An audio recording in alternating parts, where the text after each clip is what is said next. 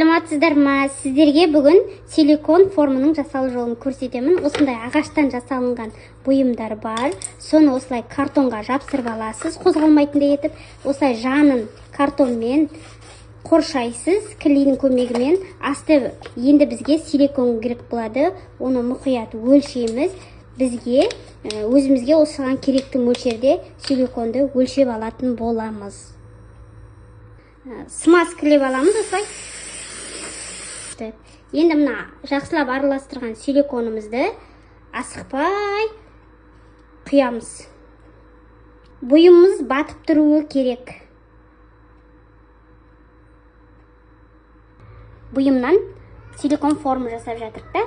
Мына көріп тұрсыздар ма? Пузырьоктары қалған. Ол пузырьоктарды жару үшін осындай зубочисткамен осылай кішкене силиконды қозғап жібереміз. Мінекей, жапсырып тастадық. Енді бұған біздер не үшін жағамыз? Силиконымыз оңай алынсын деп жағамыз. Нежный розовый түс пайда болды. Мұқият асты үстіне шығарып, араластырып алдық.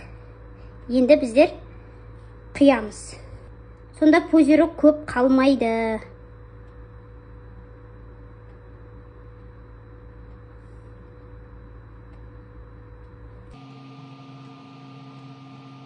Мінекей, силиконымызды құйып тастадық. Енді мынандай пузырьоктар қалады. Соны жару үшін осындай зубочисткамен, палочкамен осылай кішкене қозғап жібересіздер. Сонда пузырьогы жарылады.